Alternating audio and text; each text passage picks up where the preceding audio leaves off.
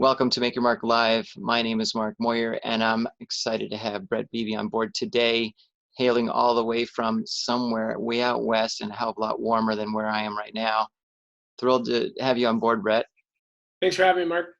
My pleasure, and it's always good to chat with you and catch up with you. And what's interesting about you and your background is that you didn't jump into real estate initially or coming right out of college, that sort of thing. You were an athlete, you were a hockey player, and you were full bore ahead trying to make it into professional ranks and so forth. And after a few years of playing, I know that you then left the game, but didn't really, because you've been coaching ever since as well. But now you've also found a home as a real estate strategist. I'm going to call you a real estate strategist to make you sound even more important than you already are. Does that sound good? Do you like the sound of that? Works for me. I usually use the word advisor, but we'll go with strategist works too. Cool. And so, look, just jumping right in, and we just touched on this a few minutes ago, but this virus thing has really impacted people in all kinds of different ways. And whether it's travel, whether it's work, whether it's school, whether it's just recreation and so on, but it's especially hit your industry pretty hard. But tell me a little bit about how, if I'm a homeowner or a renter or maybe a real estate investor, whatever it is, what are there separate rules in place in California than they are in, let's say, Montana or somewhere? So if I wanted to sell my home and, do I look for a specific agent like you? Do I say, you know what, I'm screwed until whenever? Or, what, will I even find a price that I want now versus maybe holding out a couple months? Sure. I mean, the great question. Right now it's state by state. Everything's mandated differently. I couldn't tell you how they're doing things in Montana or elsewhere, but for us, it's not business as usual, but it's stuff still moving. I think right now, since it's so fresh, we're not going to see the effects of this for at least a few months, because there's still people that absolutely need to sell their house, and there's still people that absolutely need to buy things. And what we're seeing now is maybe not necessarily things that are, people that have just decided today they want to buy. It's people that have decided in the last couple months, like, hey, I need to be in something by this date. That hasn't changed for most of those people, and same for people that need to sell. If it's, they're moving before summer because they've got to get somewhere for school next year or a job transfer, things like that. Those people are still going to sell. Those people are still going to buy.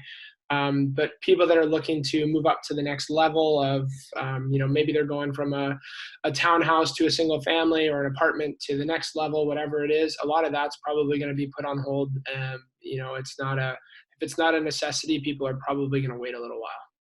Now, but you bring up a great point, because in my opinion, I almost feel like maybe there's no better time to, if I wanted to invest in a property, it seems like now would be a great time to get something on the cheap, although maybe the sellers, if they don't need to sell, they're holding out, or they're going to hold out for a little while. But taking a step back though, right now you mentioned there are people that need to buy and there are people that need to sell. Which is more, like, are there more sellers or more buyers? It's hard to say right now without analyzing all the data that's available. Typically we get those, a quarter to quarter. So I can't really say, that this quarter is going to have more listings or more buyers than before. You'd have to deduct right now that most likely there's going to be less listings. There's going to be less inventory on the market. Now, the converse of that is that we've been especially in California, we've been in an inventory shortage for the last few years, which has driven prices up. In 2019, first time in California history that renters are going to outnumber buyers, which is Wow. huge coming towards, legislation, people are voting, things like that. So I do think we're probably going to see an influx of inventory for the first time in a while in the next few months. But right now it's still low, but there's buyers out there in the LA market. Things are still moving, just maybe a little differently. Yeah, I'll say so. I've seen on TV or some other places where people are using drones to do some of this stuff too. Yeah, Um, like, we do a lot of that. We do. I don't know if you're familiar with Matterport cameras, but they essentially are 3D cameras that if you're sitting at home right now, you could walk through a property, spin around in a circle, see the entire room, walk to the next room. almost every agent is doing that with their properties. And it's, essentially, if you wanted to move to LA tomorrow, you could find something by virtually walking through it if you needed to. Well, that's absolutely incredible. So with that said, you mentioned that in LA area anyway, that market, the renters are starting to, they're going ahead of the buyers. Why do you think that's happening? I mean, a lot of people just can't afford the 20% down that's been required since the last financial crisis or housing crisis in '08. Banks have been, have been hesitant to lend on anything less than, the 20% down. And obviously the median home price here is higher than most places around the country. So it's really hard to save up that 20% down payment. We're starting to see some lenders that'll do less. You'll have to pay the private mortgage insurance on that, but Right. but that's, I think that's a big reason why. And another reason is uncertainty. I think today in the way the world works, we're not seeing people stay at the same job for 30 years, retire, and move on. It's a very much startup to startup, jump to the next opportunity. So Right. if you don't necessarily know you're going to be in the same place for 2 years, does it make sense to buy? And in an LA, like everyone's always on to the next, on to the next. So That's a uh, good point. Well, and look, you specifically cater to the athlete market where, especially with athletes, they bounce around quite a bit. They get traded all the time. Or they're playing for an organization, they get called up to the next level, whatever it is. So they're always on the run. So I'm assuming that they typically rent. I mean, it's funny because I think I'm not an average person, obviously, but if I was average, Brett, I would probably think that, an athlete buys a big mansion in LA when they come play there. But that's not always the case. A lot of times they have to rent a place and then be ready to sort of move at any moment's yeah, notice. I mean, you have to realize, an athlete's lifespan as far as the prime of their career when they're making big money is really small, especially depending on the sport. Being a hockey guy, I work with more hockey players. It can take the average. I think the average career length is 4 years in the Mhm. NHL. Typically, your first 3 years on a contract are a very small percentage. If you're an NHL draft pick, and you sign your first contract, the most amount of money you can possibly make is $1 million a year your first 3 years. Okay. Then you're looking for an increase in that second contract, which is usually about 2 years, and then your next one is hopefully long term. So a lot of guys do rent. Usually, most of the guys that buy are guys that have 4+ year contracts, and at least in LA. Obviously, it can be different. We're in an expensive market, Right. but even baseball. Like I worked with a baseball player here recently in LA, and we got him a great rental. And it's this whole thing happens. Nobody's playing baseball right now, so he's like, well, can I go back to Arizona where he's from? A lot of baseball guys, they travel so much during the year that it only makes sense to rent. And why wouldn't you buy in a state like Florida or Arizona where you're not paying state income tax and you have your home there? Wait Go a back second. and There's taxes in California? a little bit. Okay. So, so in terms of the decision to rent or buy, you mentioned a couple of them. One is obviously, the concept that you may get, whether it's a job being bounced around a little bit or an athlete being traded here and there. And then the second reason is, just simply affordability if you can come up with the down payment. But otherwise, what kind of advice would you give somebody if they're wondering, geez, should I rent or should I buy? Sure. Maybe in terms of just financial reasons. I mean, in general. Sure. I mean, I'm 30 years old, so my peer group is late 20s, early 30s for the most part, and in LA, that's sort of when you start getting your financial legs under you. It's not the Midwest where you're buying a house at 22, 23 years old Mm, after having a job for a couple of years. You really have to build up here. So my advice to everybody is, how secure are you financially? How secure is your job? And do you see yourself still being here in 2+ years? 2 years is always my window when I start talking to people about this, because inside of 2 years, if you buy something, you take a job transfer somewhere else, and you've got to sell your place, you're paying capital gains taxes on the sale of that house. So we always, 2-year window at minimum. Um, do you have a family? Are you single? Things like that. Are you anticipating growing your family based on, so when things are in flux, I'm always trying to push people to rent. But and there's some agents that are like, oh, buy, you need to buy. Like, I'm not like that. I try to advise everybody on their individual basis and what they specifically need. Would never force somebody into buying something, but in our market, sometimes it makes sense to rent if you don't have that down payment available. So that's, I know, not there's not a step one, step two, step three process here, but that's really my advice to people is make sure that you're going to be secure financially. You're not going to be house poor where you can afford something, but you have nothing left after your down payment. So part of that also is, affordability. And if you want something more, you wait and save up a little bit. That's a great point. And what's interesting is that in New York City, for example, it's almost impossible to buy. I mean, you need to. I mean, everything of any of sort of value in Manhattan is a million plus without a doubt, and higher. And rents are pretty crazy as well. But it seems like, at least in New York City, unless you're holding it for investment purposes, sometimes it's really challenging to buy any property in Manhattan. So that's why there's such a huge rental market there. I live in a building that's got, I think it's somewhere around 1,800 rental units. I mean, it's in 2 buildings and it's enormous, right?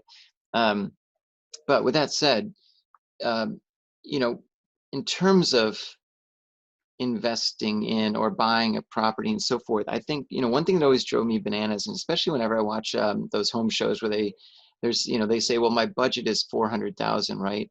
And then so the person will say, well, this property is 412,000. The person will say, well, that's $12,000 over my budget. I don't know if I can handle that. And without understanding there's negotiation. But on top of that, what drives me bananas is the idea that nobody ever talks about monthly payment. They all talk about this house costs 412,000. I don't give a crap about how much it costs. I care about how much my mortgage is. And if Sure. I can get a mortgage at 3.25% versus 5.25%, my monthly payments is what I really need to focus on, not the amount, right? I mean, do No, you? absolutely. I completely agree with you. And I'll speak to that in a second, but you bring up a great point as far as rental income and stuff like that. One of the things that I really try to do when somebody comes to me, if they're okay with me getting a little creative with where they're going to live and what they want to do, Mm, we've had clients that will buy, duplexes are a big thing out here. So two units on a lot, or whatever it is. And if you're a first time home buyer, there's a lot of credits that are available to you because of incentives from the government to get people buying rather than renting. um, if you can use those credits to buy a duplex and you're living in one and renting out the other, it's a great way to offset your mortgage costs. Again, a lot of it comes down to the down payment, but there's certainly areas where you can find a duplex for a similar price to a single family home. So that's always something to consider. And you make a great point as well. Like ultimately, it comes down to what can you afford a month, and it's kind of the same mindset as the rental mentality. Like you would never rent something that's going to take up 75% of your monthly income, and or you hope not. Although LA and New York, you never know. It's that's tough. right. It's Um, 175% of my income. Go ahead. yeah, but right now we have interest rates at historic lows, Yeah. changing a little bit because of this this whole thing, but Yep. been at historic lows for the last little while, and I don't really see them changing too much. But yeah, ultimately it comes down to the down payment. If you're 20% or whatever it is, can you afford that with enough left over to live comfortably for a certain amount of time, make any adjustments to the house that you want. But then it comes down to, what am I paying a month? And ultimately your mortgage is similar to rent, other than you're getting it back in the long run. You're not paying for somebody else. But yeah, it's the best thing that I always recommend is to find a great real estate agent is going to have lots of connections across the board. They're going to have developers, they're going to have lenders, they're going to have interior designers, they're going to have all these people that they can refer you to. We've been fortunate to have some great lenders that we work with on a regular basis. Some of them are big banks, some of them are small banks, and we always tell our clients we should, we'll put you in touch with 2 or 3 lenders. Find the best rate that makes sense for you, whether that's a 30-year fixed, 7-year ARM, 10-year, Mm, whatever, yeah. whatever else. If it's adjusted rate mortgage on that. So ultimately, it comes down to what makes the most sense for you. But again, monthly payments is such a is yes, that $400,000 budget. If they're worried about that 12,000 that they're over the course of 30 years at a 3.25% mortgage, it's really not that big of a deal. And that is, the real estate shows and the Zillows of the world have certainly painted a different picture than what it actually looks like to buy a house. That's why first time home buyers, you kind of have to walk them through the process, because it's a lot different than what it looks like on TV. Wait a minute. TV isn't the way it usually is? I'm surprised to hear that. So look, I know you're biased. Obviously, you're an agent, and I know what you're going to say when I ask you this, because look, most people, and myself included, a lot of times what we'll do is, like when we were looking for our second home, on a lake kind of a thing, we sort of drew a 2-hour radius around Manhattan, and then just kind of looked at waterfront, riverfront, lakefront, that sort of thing. But what we wanted to do is really do a lot of our research online, and then reach out to an agent locally to this, the area we wanted to be in, and kind of go from there. But I know some people really rely completely almost on what, whether it's Zillow, et cetera. But obviously you're biased because you feel that there's added value to having an agent like yourself. But give me a sense of what someone like you, this isn't about you necessarily, Yeah, but someone like sure. you, right, would offer someone like me that I might not be able to find online. Sure. I think there's a few points that I can make within that, kind of general question there. Number one is on the buy side right now, you're your own best agent right off the hop. I think there was a study done recently that about 90 to 95% of people start their home search online before they ever get in touch with an agent.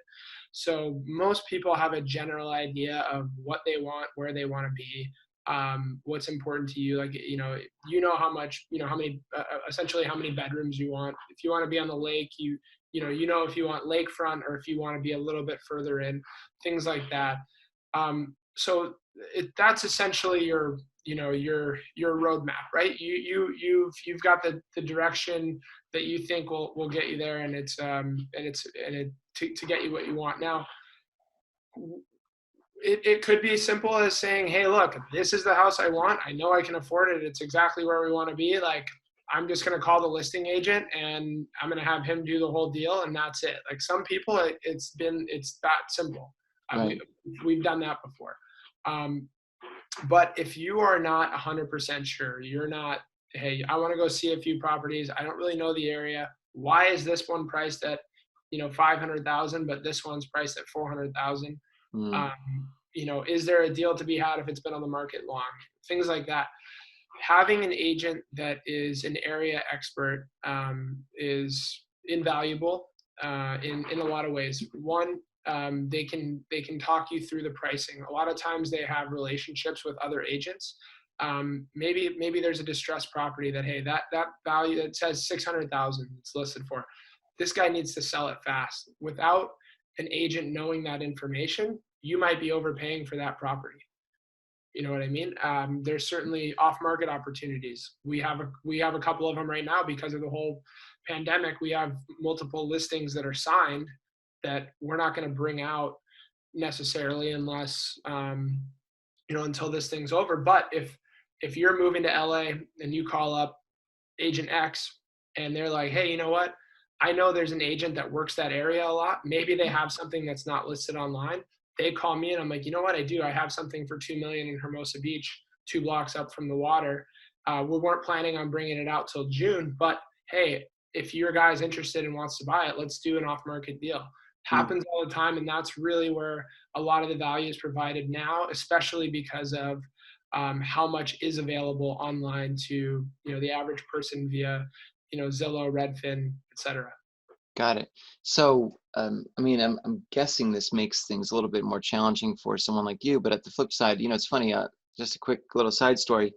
Back when, um, uh, I've been an executive recruiter and I did a lot of that for many years. And I remember when there was the recession and there's been downturns and so forth, people said, "Oh my God, it's really tough on recruiters. No one's paying fees anymore." But what was interesting is that I also found that it was a great way to flush out all the pretender recruiters that kind of sucked at this.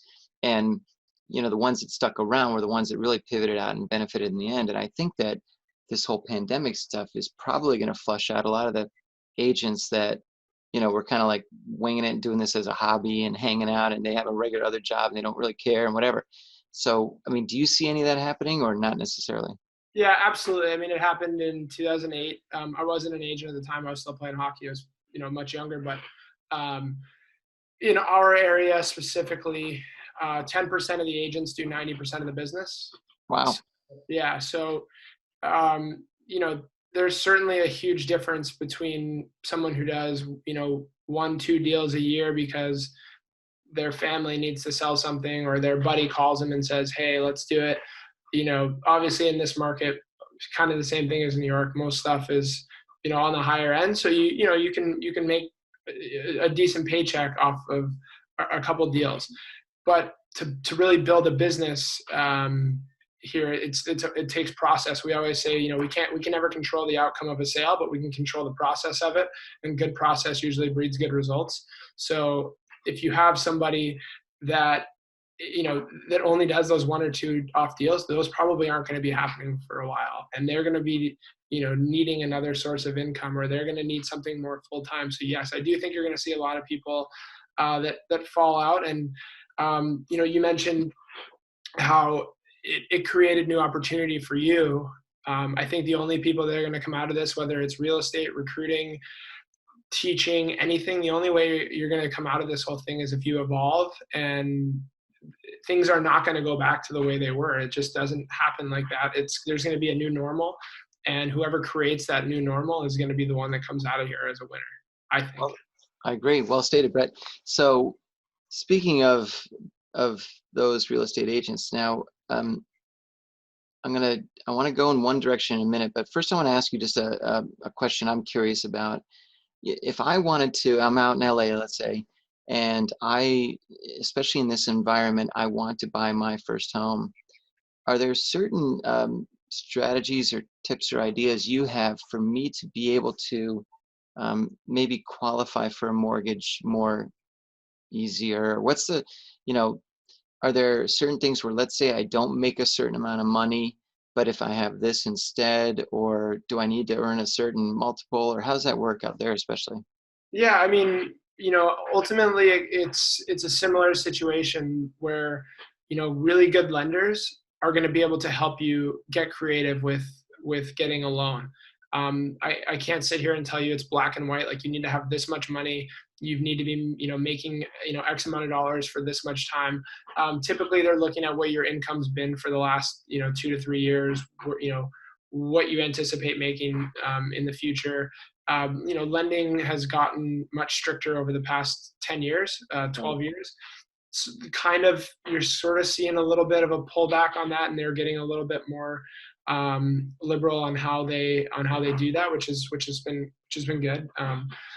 But it comes to finding the best professional in their field to do that. Like, you wouldn't go to an average doctor to get a heart surgery, right? So it's the same thing with real estate. You want to find a great agent, you want to find a great lender, and the more you can align with that, the better results you're going to have. So, debt to income ratio is something that lenders look really hard at. So, student loans and things like that are always tough, especially in today's society. So the better debt to income ratio you have, the better your situation is going to be. They like to see money in the bank, and that you're making X amount over, whether it's month to month or quarter to quarter, whatever it is, that that you're going to be able to make your monthly mortgage payments on time, and that you're not going to be, again, house poor if you make a certain a payment on your down payment there. So that's really what the most general way I can explain it is. But again, Yeah, no, and certain lenders can get real creative with it.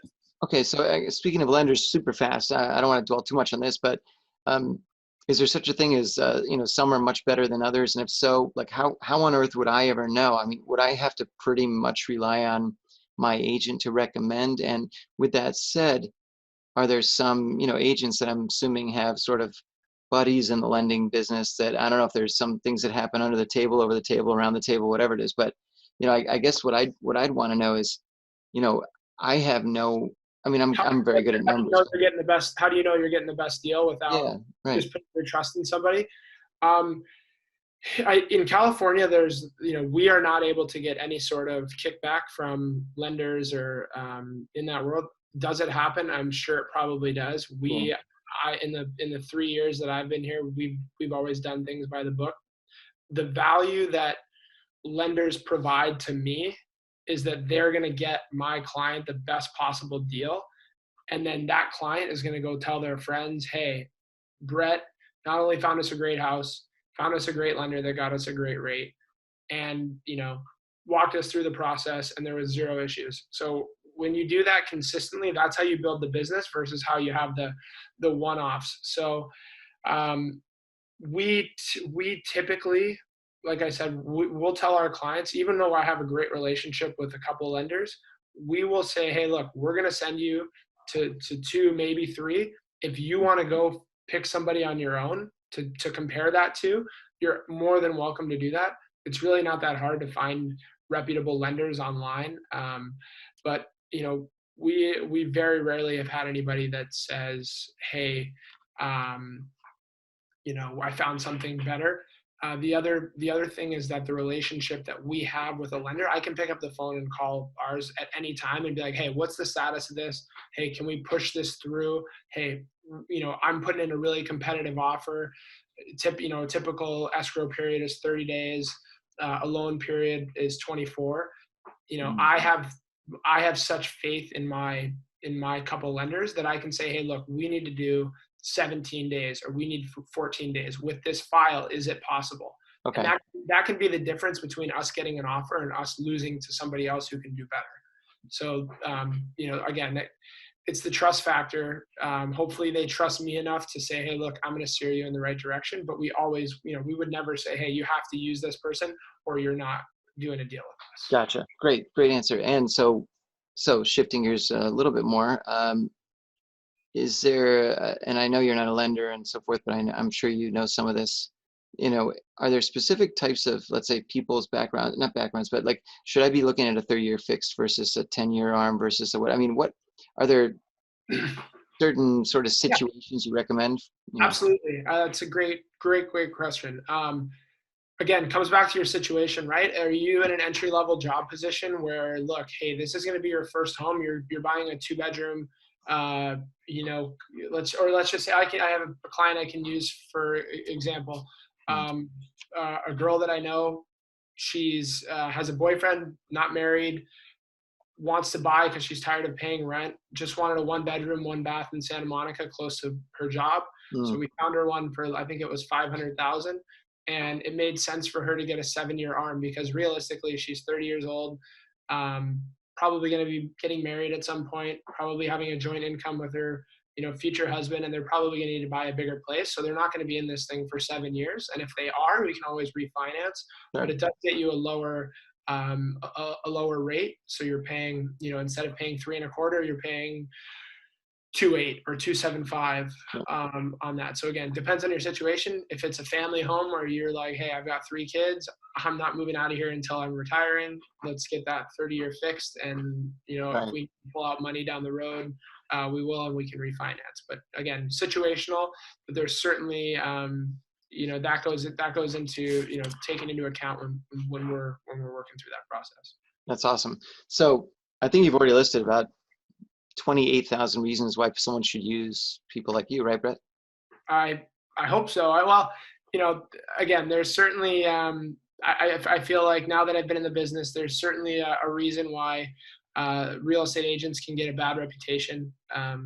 There's not a real high barrier to entry to be in this position, and certainly some people have had poor experiences with Yeah. people. Yeah. So I think I hope that when you find somebody, it's somebody that you can enjoy working with, that it's a great process, and it's really not that hard to find out how other people have had experiences with agents to pick somebody you like.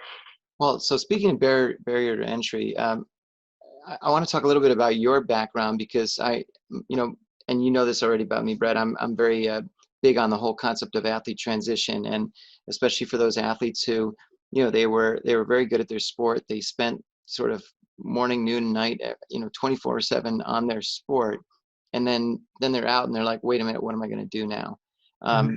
Tell me a little bit about your experience when you left hockey, and then I know you've been coaching and so on, but what happened? I think it was about 3 years ago when I mean, how did you decide to get into real estate in the first place? Yeah, so I played college hockey at Western Michigan University, and was fortunate enough to play 2 years of in the minors. Kind of, I knew I wasn't going to make it to the NHL, so I went over and played a year in Germany. And knowing it was my last year, so I started exploring different options for when I was done. Um, How you know, how did you do that? How, you know? I talked with friends, talked with people that, me being at the time, I was 3 years out of college. Most of my friends have already, started their careers and stuff like that. And I'm a pretty social person. So I pick my friends' brains. They're doing medical device sales. They're doing software sales. They're doing, whatever it is. Yeah. Started picking people's brains and seeing how they like their day to day, all that good stuff. And a good friend of mine who was a hockey coach of mine when I was 10, he was um, he reached out and was like, hey, would you consider getting into real estate? I'm like, sure. I mean, I'm interested. Still had a passion to be involved in hockey in some aspect. And I talked to him about it. I'm like, I'd like to coach a little, coach youth hockey and be involved with the kids. The rink's right down the street from my house. He goes, yeah, no problem. You can continue to do it. He goes, learn the ropes for a little bit. So I shadowed him for a little while, loved the day to day. He helped me pay, he paid for me to get my license, paid all my dues right off the bat. He saw a lot of potential in me and the value I could bring, and absolutely loved it from day one. And he's a hockey guy, so he loves that I stay involved with the kids. And it's something that I've been super passionate about, still working with some high level youth hockey players.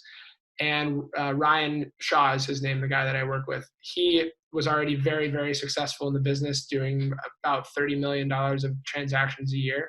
So it was great to just kind of feed right into where he was. So now I Wow. have a guy who's showing me the ropes and is very successful. So now people are like, oh, you were Brett Beebe, the hockey player last week, and now you want to sell my house. And I'm, what person in their right mind is gonna do that? But now I say, hey, look, you've known me. I'm a trustworthy guy. Yeah, I don't have a lot of experience yet, but you're also going to get Ryan Shaw, who sold $100 million in real estate in the last 4 years. So you're going to get somebody you trust and this guy. What do you think? And then that gets people like, okay, that makes a lot of sense. And that's really how I've built my business. It's genuinely a partnership, and that's how I think. Anybody getting out of sports, and I've talked a lot about this, is if you go at your own, it's going to be difficult no matter what you're doing. If you find somebody that can mentor you and help you and walk you through the process like you do, not everybody has a Ryan Shaw that they can jump in with. Like your book, your podcast, like all the things that you do, you provide that value for these people to help them, where I had a Ryan Shaw. Not everybody has that. And that's to me, that's number one, is find a mentor that can guide you. Well, that's a great point because someone has a question. They say, as an athlete, because a lot of athletes, they don't get that sort of guidance while they're playing on what to do next. And so, as you said, some of them get into sales, whether it's medical device or whatever it might be. Others stay within the sport in some capacity, whether it's coaching or whatever. But I think the real estate provides a great direction for them because, number one, there is a certain level of sort of the celebrity status kind of a thing helping out a little bit. But it hurts too, as you mentioned, because some people will say, well, wait a minute, you're just an actor, an athlete, or whatever it is. How do Mhm. you really know anything about this stuff? So you're right. Like lean on a mentor is great. But if I'm an athlete and I know that my career might be coming to an end soon, just walk me through real quickly. Is it a different process if I'm in Connecticut, Maryland, Illinois, wherever it is, state by state, to get a license? And if so, I mean, how challenging, how hard is it to do that? And is it something that, what's the time frame? Typically, if I woke up this morning and said, I want to be a realtor, when do I officially become eligible to be one? Sure, and like again, it goes back to barrier to entry. It's really not that hard to get your license. There's in just my little beach town here of what we call it the South Bay, I want to say there's about 10,000 real estate agents or 9,000, something like that, with people with their Wow. licenses in an area of a couple 100,000 people. It's or 150,000, whatever our little area is. It's not very big, and there's a ton. So everyone knows three or four. So it's really not that hard. If I've been fortunate. Our company is one of the largest private brokerages in the country, and we have a partnership with the NBA. So we do a crossover program where we work with players that are transitioning out of the G League or the NBA, and they real estate something they want to consider. They're kind of shocked when I'm like, yeah, look, you can figure it out while you're playing. Why don't you take the courses online? It's typically, I think our courses that I took, I had to take three because I had my bachelor's already. So I had to take three separate classes. They're about a month each because you Mhm. can't just hit next every page online. A certain amount of time you have to spend on it, and Okay. you have to take a test after each one of those, um, and then really you take your California state test after you've passed through the course. It's about 3 months. So, realistically, if I said tomorrow, hey, I want to get my real estate license, in about 3.5 months, you could be selling houses. That's amazing. But so two separate things. You're right. It brings in everybody, but on the flip side, it also provides opportunity for those who may not have like for example, there's a lot of athletes that they didn't have expertise as a banker and they can continue being a banker. So if they need to make a drastic transition from their sport to something else, at least doing this is an opportunity. And look, and again, this is stuff that as a hockey player. Athletes bring so many great skills to being a real estate agent that a lot of non-athletes don't have with it, between things like the work ethic and the tenacity and the ability to pivot on a moment's notice and the ability to work under pressure. And there's so many different things that an athlete brings that, I'm surprised that more of them don't consider it, but maybe it's a little bit of a secret. I don't know, or maybe they just figure there's so many of them out there, but Yeah. uh, I, I don't know. What I do you mean, think? I think the qualities that you named are things that get thrown around with athletes a lot. Like, oh, you hire an athlete, you're going to get great work ethic. You're going to get great, time management, things like that. Um, to, I think each person is unique in that, yes, with athletes, depending on, it varies sport to sport, I think. And, there's some athletes out there that got to where they were because they figured out the shortcuts of how to get by things. Like, it may not necessarily have been that they had, great work ethic or certain things. So it's certainly person to person. I think the one thing that separates a lot of athletes, especially ones that went through the college process, which I think is a huge differentiator.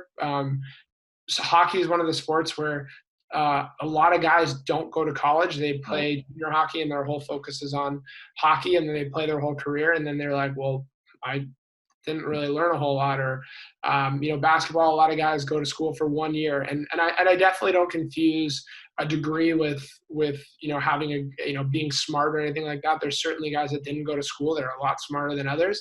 But I think one thing that benefits athletes who have gone to college is the communication skills that are necessary in real estate.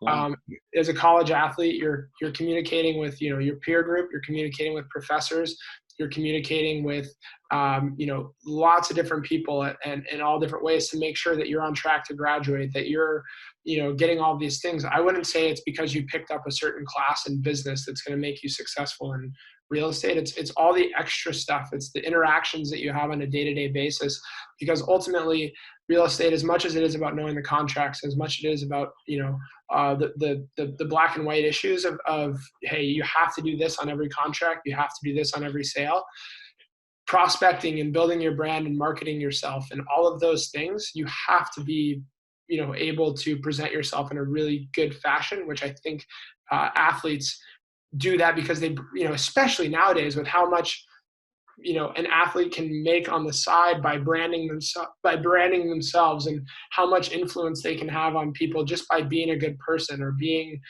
able to articulate themselves well. Those qualities, I think, translate even more into real estate than other things. So certain athletes may not have that. They may have all the other things you named. They may have, if you put them in front of a computer, they might not quit until they've got all 12 hours of stuff done. But they might not be able to talk to somebody about, Right. having a casual conversation where real estate comes up, and then we dive into more of that. So I think it's a unique skill set, but the ones that do have it are very, very good at it. I know lots of great former athletes that are great real estate agents, and I'm trying to get more of them to come join us. Oh, excellent. We'll have to talk about that. So speaking of that, though, so I guess Derek Jeter would not be a good realtor, because I mean his work ethic was pretty. Well, Derek Jeter's from Kalamazoo, Michigan, so I'm a big Derek Jeter fan. So I think he'd be fine. But certain athletes, they need to be told how to get from point A to point B. Yeah. You put a schedule in front of them, they're going to do it. Boom, boom, boom, boom, boom. They're going to get this many reps in because they know it's going to equate to this. Like real estate's not, it's not quite as transparent as, you have to make your own schedule. You have to make sure that all your small goals align with your bigger ones and things like that, which can be difficult. But when you find somebody that has those qualities, they're gonna be very successful. That's cool. So one of the questions someone has is, is it, I mean, you're a full-time, and this is your full-time job, but there's some people that do it part-time or evenings or whatever, whenever they do it. Do you have, I mean, what would you recommend for an athlete? Is it something that they should dabble in, or should they dive in head first?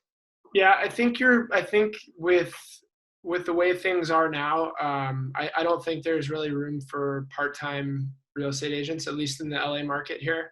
The qualities I talked about in a good agent, it's really hard to have those if you're just doing it part-time. If you know that you have a network of people where you might be able to do like a deal a year, and you're fine with that, and you understand the contracts enough to do that, okay, give it a shot. But if you want to really make a career out of this and make good money and have this be, your life's work, it's got to be full time, because, it's just so tough to do now. And so much of the business is from relationships with other agents and all those extra things that I talked about. And it's hard to have those if you're working a 9 to 5 and trying to, do things the right way. Right. Great. So Jonas has a question. What are your thoughts on negotiating commissions, especially in hot markets where properties sell very quickly? Sure. I think there's two schools of thought with this. The first one that was drilled into my head by some people was, if I give up part of my commission, then, if I told you, Mark, I charge 6%, right, there's going to be 2.5 to the buyer's agent, and I'm going to keep 3.5 because I'm going to do all this work for you, photography, marketing, all that stuff. I'm going to pay for all of that. And he's like, whoa, so-and-so came in, and then, my response would be, well, you know what, if I'm going to go lower now, what's going to happen when somebody says, hey, will you take less for this? And then I'd be like, well, yeah, sure, you can have it for a little bit less. There's that school of thought, but I don't think there's a reason to lose a deal. Like if somebody's going to walk away and say, hey, look, I really appreciate it that you're going to do this at 3.5, but so-and-so is going to do it at 3. And I just will not go with you if you're not going to go to 3. Like, I'll probably take it for 3. I'll probably take it for 2.5. Like, but I will not go under my value. Like, I know what I provide and I know what my services are. I have set a value for myself that I will not go behind, even if it means losing a deal. So I think it comes down to where you're at in your career. If you're starting off and it's your first deal or it's your first few deals, you're probably going to need to, you're probably going to have to negotiate your commission if they're going to walk away. But I would try to stay solid with your number, and if they're really against it, you can have that conversation. But if you lay out a good plan, most people aren't going to, you know, you wouldn't. My thing is, I said, hey, you wouldn't negotiate with your dentist if you're going to get your teeth cleaned. You wouldn't negotiate with your heart surgeon. You wouldn't negotiate with your lawyer. Most likely, if they're the best at what they do, they charge a certain fee for that service. I'm the same way. If you want to get a discount broker to give you discount services, then you go with them. But if you want a premium person that's going to give you a premium service and get you the most for your money, I'm your guy. That's really what it comes down to for me. That's well stated. Although you bring up a great point, Brad. I never even considered the idea of negotiating with my dentist. This is great. I I'm know. gonna, you Yeah, know, yeah, you can do it, but I don't know how much if oh, the left side's dark and I know considering I'll only do like 4 teeth. That's yeah, great. That's pretty fun. considering I've lost a few, I've tried to give my dentist the benefit of the doubt. That's awesome. So you mentioned earlier when we first started speaking that you'd read something recently, or maybe it was today, about something you wanted to share regarding whether it's the pandemic and so forth. Was that? Yeah, I mean, I'd love to touch a little bit on that. Obviously, when we first started talking about things we were going to talk about today, this whole thing hadn't really come to where it is now. But I think for people that are not going to be affected by this as much financially, this could be for first-time homebuyers, this could be a fantastic time to get into the market. Number two, for people that are looking to make investments into the real estate market, this could be the best time that we've had in a long time. Properties, stocks, and other things have been overvalued for a long time. And, I just read today that BlackRock, who's a large private equity company, they're about to close a $10.5 billion fund to start buying commercial and multifamily properties in Europe. And I think we're going to start to see that more here. Hmm. I believe private equity right now is sitting on the biggest influx of cash that they've ever had. I want to say it was like $1.1 trillion that they're sitting on. Warren Buffett's model of investment. People that are following that have been sitting on cash for a while because things have just been overvalued. So I think finding those deals and finding where you can get in on those is going to be where people are going to come out of this. The most successful is the people that have been patient and are. I don't think we're going to see a massive dip in the market, but I think there's going to be opportunities in unique areas. Like in 2008, 2009, we didn't have Airbnb, right? Right. Now we've got Airbnb. We haven't ever seen them struggle. Now, people in Arizona, people in Palm Springs, people in certain areas where they're leveraging 10, 11, 12 homes against each other to keep buying more properties because people keep coming to those areas. Like they're now going to default on mortgages here in the next couple of months because there's no one coming to those spots. Are those homes now going to have to be sold at a lower price just because people are going to default on them?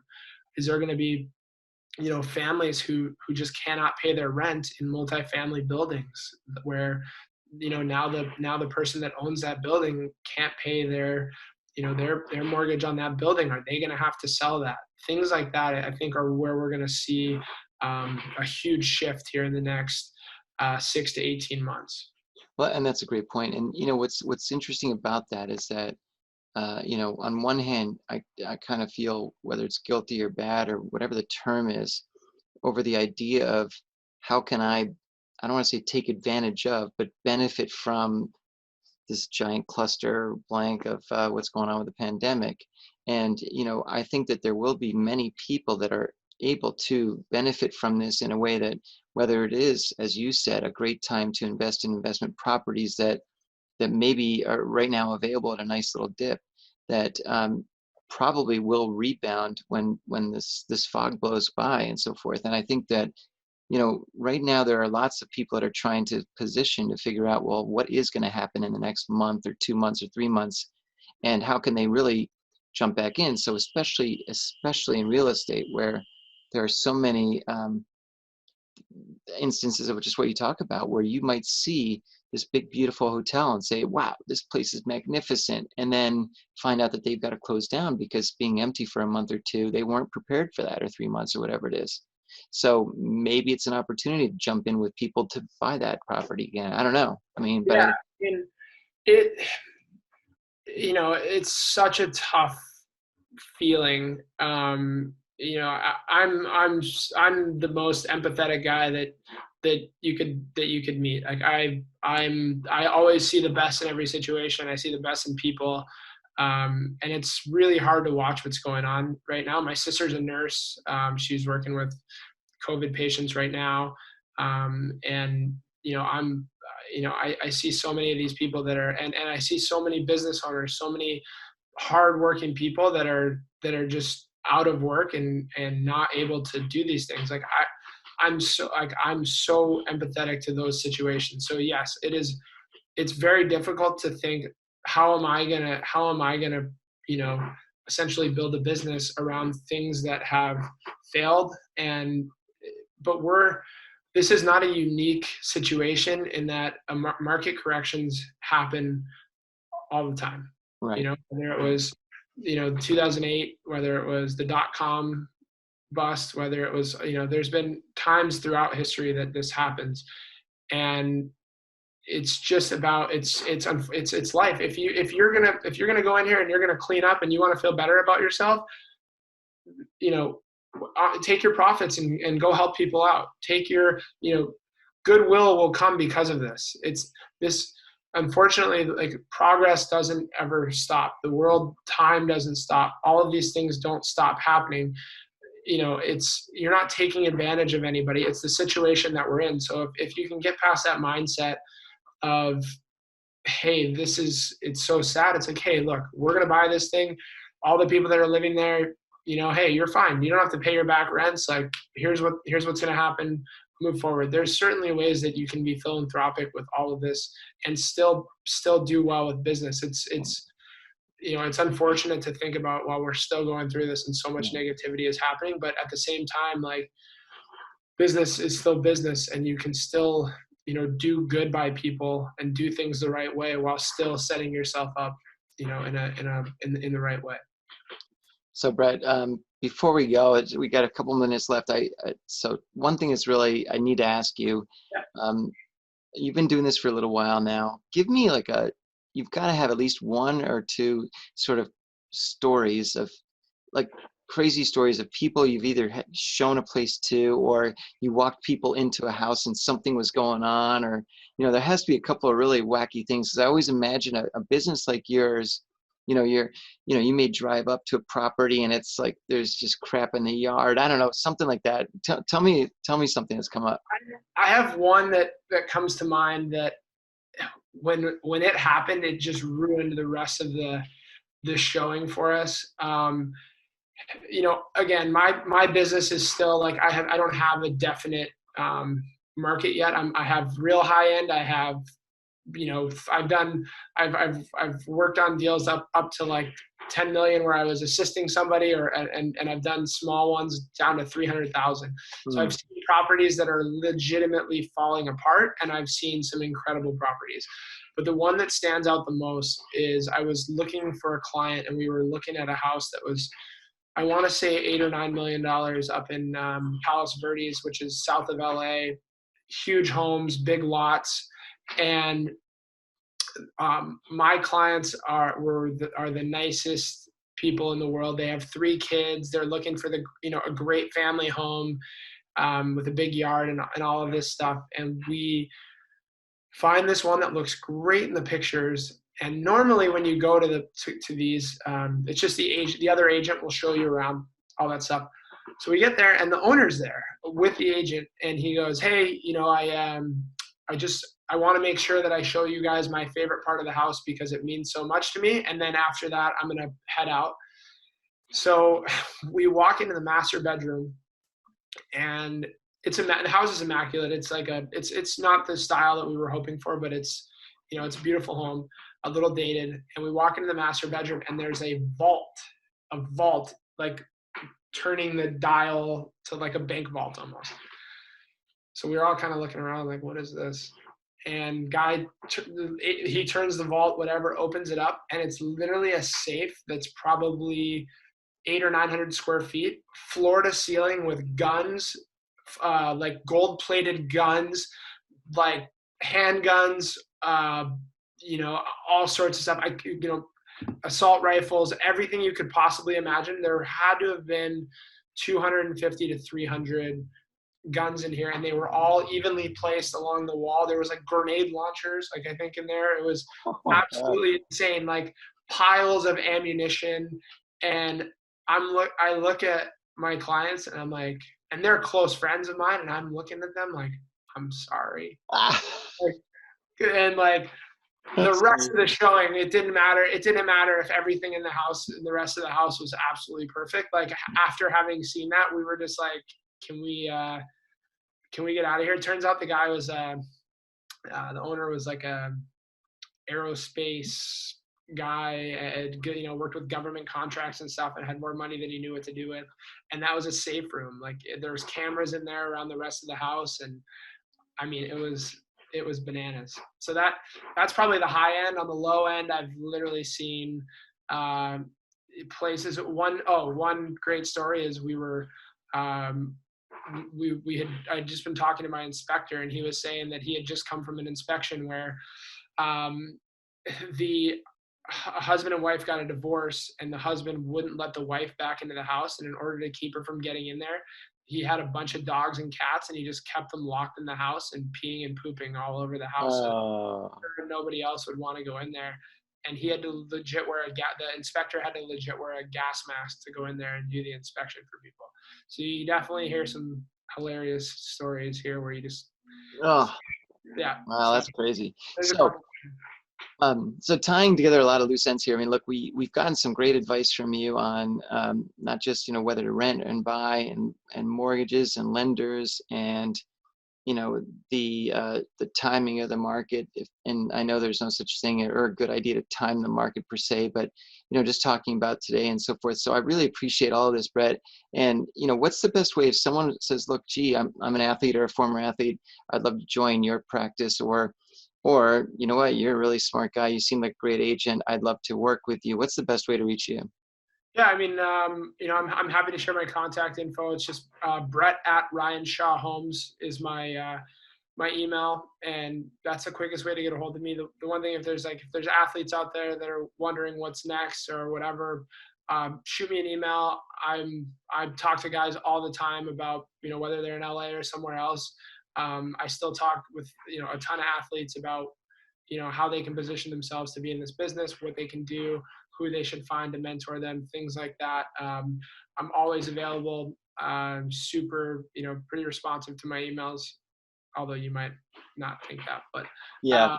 But no, super responsive. I love to help because I had so many people that have helped me in different ways through my journey through sports and real estate. So honestly, reach out and be happy to help. And that's the easiest way to get a hold of me. That's awesome. Well, listen, Brett, I really appreciate your time today. You're just the type of guy I like to have on Make Your Mark Live, these webinars. And, in terms of your knowledge, it's certainly way up there, and your personality is great. And you're, despite the email thing and so forth, you're a really nice guy. So thanks again for being on. I really appreciate that. And look, we'll all get through this stuff, I'm sure. And, I'm looking forward to seeing you and your practice really jump, in the coming months and years. Thanks, Mark. I really appreciate you having me on, and it's been great to keep in touch since we met, a few months ago. So hopefully we see each other sooner than later, and just everybody stay safe and healthy and somehow stay positive out there. Awesome. Thanks again, Brett. Appreciate it. Thanks, Mark. Yeah.